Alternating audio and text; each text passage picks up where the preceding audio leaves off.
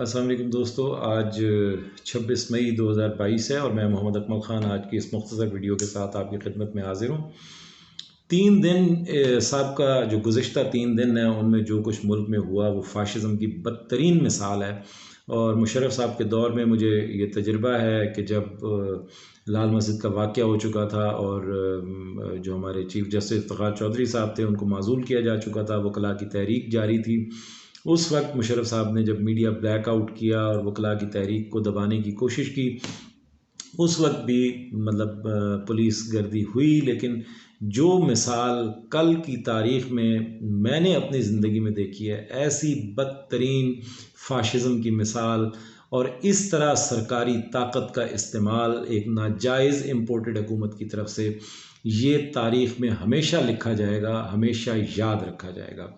जिस तरह बच्चों के ऊपर, ख़वातीन के ऊपर कल डी चौक में अंधाधुंध आंसू गैस की शेलिंग की गई, जबकि ये पता था कि लोग यहाँ पर सिर्फ जमा हैं, वो किसी चीज़ को नहीं तोड़ रहे। झूठा बयानिया बनाने की जियो टीवी के थ्रू कोशिश की गई कि जी लोग पता नहीं अमरीकी एम्बेसी तक पहुँचने वाले हैं और ये हो गया वो हो गया। रेड जोन में कोई दाखिल नहीं हुआ, अमरीकी एम्बेसी उस जगह से तकरीबन 4 किलोमीटर दूर है, सब जानते हैं इस बात को।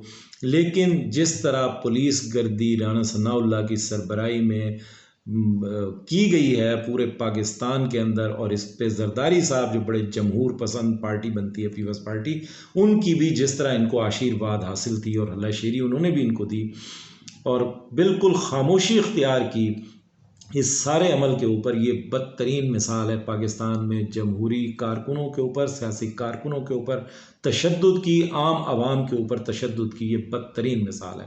इसके बावजूद इमरान खान साहब जो हैं वो लॉन्ग मार्च को डी चौक और इस्लामाबाद तक बहुत बड़ी तादाद में ताहद नज़र उनके काफ़िले नज़र आते थे।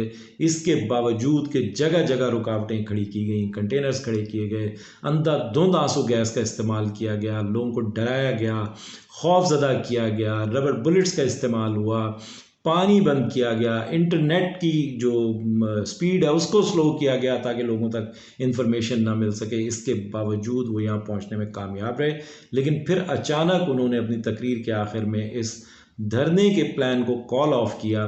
और वो यकीनन ख़ुद बेहतर जानते होंगे कि किस सतह पे मामला तय हुए, किसी बहुत बड़ी सतह पे ही मामला तय हुए होंगे और गारंटीज़ होंगी, तो ज़ाहिर है ऐसा हुआ। मेरा वो मौजू नहीं है, ना मैं उस पर कोई क्या सराही करना चाहता हूँ। वो अगले 2-4 दिन में सारे मामला वैसे ही खुल जाएंगे, हमारे सामने हक़ाइक़ आ जाएंगे। लेकिन जैसे ही ये सब कुछ धरने को कॉल ऑफ किया गया, तो आज दिन से जो है इनके पेड जो मीडिया में एजेंट्स बैठे हुए हैं, नालायक और नाअहल तरीन लोग जो मीडिया में बैठे हुए हैं, एक बयानिया बनाने की कोशिश की जा रही है कि इमरान खान जो है ना वो जनाब एस्टैब्लिशमेंट का लाडला है, सुप्रीम कोर्ट का लाडला है, सारे इदारे उसके आगे बेबस हैं, वो हर किसी का लाडला है। सुप्रीम कोर्ट ने मदाखलत की, सुप्रीम कोर्ट ने अमल नहीं करने दिया और इनको रोकने नहीं दिया, वरना इनको रोक दिया जाता और अवाम उसके साथ नहीं निकली वगैरह वगैरह। तो मैं इस पे बात करना चाहता हूँ कि असली लाडला एस्टैब्लिशमेंट का है कौन और असली लाडला मुक़्तदिरा का पाकिस्तान में है कौन। मुक़्तदिरा का लाडला सिर्फ वो हो सकता है जिसके थ्रू मुक़्तदिरा इनडायरेक्टली पाकिस्तान पर हुकूमत कर सके, क्योंकि डायरेक्टली तो अभी हुकूमत नहीं कर रहे। तो इनडायरेक्टली जिनके थ्रू हुकूमत कर सकते हैं वो हैं जो बदतरीन करप्ट हों, जिनकी फाइलें बनी हुई हों, जिनके सारे कारनामे करतूत करप्शन के उनके सामने हों, जिनकी डाका जनी सामने हो, जिनके कत्ल सामने हो। इमरान खान के पास इस तरह का कोई तमगा इम्तियाज़ मौजूद नहीं है। ना वो फाइनेंशियली करप्ट है, ना वो कातिल है, ना वो किसी और तरह की मॉरल करप्शन के अंदर इस तरह से मुलव्वस है जिस तरह ये दीगर सियासी जुगाड़ी जिनको कहा जाता है कि जनाब सब पे भारी हो गए, ये सारे के सारे मुलव्वस हैं। इस तरह तो वो मुलव्वस है नहीं। लिहाजा एस्टैब्लिशमेंट का मैं हमेशा से एक बात कहता रहा हूँ कि Imran Khan would be the last choice for establishment. वो आखिरी चॉइस होगा, उससे पहले बहुत कुछ बनाने की कोशिश की जाएगी, लेकिन बदकिस्मती ये है कि इस वक्त इनका बनता कुछ नज़र नहीं आ रहा, क्योंकि आखिरी और असली कुव्वत जो किसी भी सियासी लीडर को बहम पहुंचाई जाती है या पहुंचती है, वो अवाम की हिमायत होती है। और अवाम की हिमायत जो है वो इमरान खान के साथ है। आम आवाम जो इर्रेलिवेंट थे, जिनको सियासत से कोई दिलचस्पी नहीं थी, वो इमरान खान के साथ खड़ी है, और उसके मनाजिर कल जिस तरह हमने देखे हैं वो अनप्रेसिडेंटेड थे, अनप्रेसिडेंटेड। यानी छोटे छोटे बच्चों के साथ इस बदतरीन दहशत गर्दी के बावजूद, रियासती दहशत गर्दी के बावजूद जिस बड़ी तादाद में लोग निकले हैं, और फिर बिलखुसूस जिस तरह खैबर पख्तूनख्वा से लोग आए हैं, वो एक काबिल दीद मनाजिर थे। और इमरान खान अगर दोबारा इक़्तिदार में आएगा भी सही तो वो अवामी हिमायत से आएगा। अब मैं ये बताना चाहता हूँ कि इस एस्टैब्लिशमेंट का असली लाडला कौन है। तो ये आप ज़रा थोड़ा सा पीछे चले जाएं चंद महीने पहले, जहाँ से ये सागा, ये सारा एपिसोड, ये सारा वोट ऑफ नो कॉन्फिडेंस का जो बैकग्राउंड है वो आपको समझ आ जाएगा। आसिफ जरदारी साहब की 20 नवंबर की तकरीर सुन लें, यूट्यूब से निकाल लें, आपको मिल जाएगी, और उनकी तकरीर सुन लें और आप देखें कि असली गमाश्ते कौन हैं, असली लाडले कौन हैं, जो जिनकी फाइलें मौजूद हैं, जिनके सारे कारनामे उनके सामने मौजूद हैं, जिनको वो कान से पकड़ के जिधर मर्जी खड़ा कर सकते हैं, क्योंकि इमरान खान से तो कोई बात मनवाई नहीं जा सकती। अकली दलील की बुनियाद पे तो ज़रूर मनवाई जा सकती है, ज़ोर ज़बरदस्ती नहीं मनवाई जा सकती। ये एस्टैब्लिशमेंट को भी पता है, ये हमें भी पता है, आम आवाम को भी पता है, हर जी शऊर आदमी को पता है। तो असली लाडला वो है जिसने 20 नवंबर को तकरीर की और जिसने बताया कि जनाब हमसे मशवरा मांगा जा रहा है कि जी हम क्या करें इसका। तो हमने उनको कहा है कि हम इसको संभाल भी लेंगे, मुल्क को हम इसको ठीक भी कर लेंगे, इसको पहले घर भेजें। तो उसकी फरमाइश पे इमरान खान साहब को घर भेज दिया गया, जिनके केसेस ख़त्म करने की कोशिश की गई और सुप्रीम कोर्ट ने बीच में इंटरप्ट कर दिया, क्योंकि वो इतना ब्लैटेंट और इतनी खुली मुदाखलत हो रही थी अपने केसेस के अंदर, FIA के केसेस के अंदर, दीगर नैब के केसेस के अंदर, कि सुप्रीम कोर्ट को इंटरप्ट करना पड़ा। क्योंकि इमरान खान के बयानी के साथ अवाम जिस बड़ी तादाद में खड़ी हो गई है, हर इदारे को, एस्टैब्लिशमेंट हो या कोई भी हो, उसको अब अपनी क्रेडिबिलिटी भी बचानी है, सामने खड़े होना है। इस तरह नहीं हो सकता कि खुली छूट दे दी जाए। लेकिन इसके बावजूद जिस मिनिमम एजेंडा पर ये असली गमाश्ते, जो असली लाडले हैं एस्टैब्लिशमेंट के, जिस मिनिमम एजेंडा के ऊपर ये आए थे, वो एजेंडा आज की तारीख में पूरा उन्होंने कर लिया है, जिसे उन्होंने इलेक्ट्रल रिफॉर्म्स का नाम दिया है। इलेक्ट्रल रिफॉर्म्स यानी बदकिस्मती देखिए, इस्लाहात, इस्लाह कहते हैं इस्लाह करने को, किसी चीज़ को ठीक करने को। हर इलेक्शन के अंदर धांधली का शोर मचाया जाता है, धांधली हो गई, फलां को जितवा दिया, एस्टैब्लिशमेंट का फलां लाडला आ गया, ये हो गया, इलेक्शन रिग किया गया। यही शोर आप सुनते हैं, यही शोर आप 75 सालों से सुनते चले आ।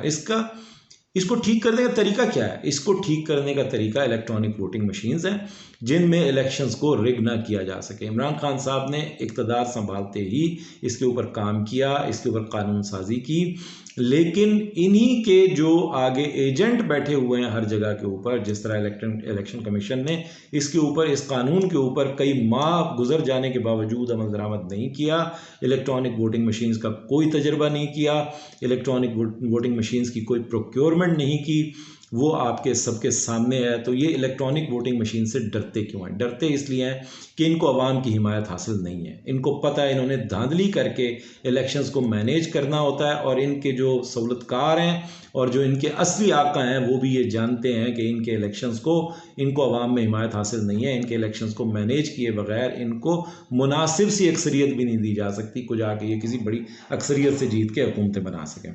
तो आज इलेक्ट्रॉनिक वोटिंग मशीन्स जो हैं, रिफॉर्म्स के नाम पे, इस्लाहात के नाम पे इलेक्ट्रॉनिक वोटिंग मशीन्स के कानून को रोल बैक कर दिया गया, और उसके साथ साथ बैरून मुल्क मुकीम पाकिस्तानियों के वोट का हक भी सलब कर लिया गया।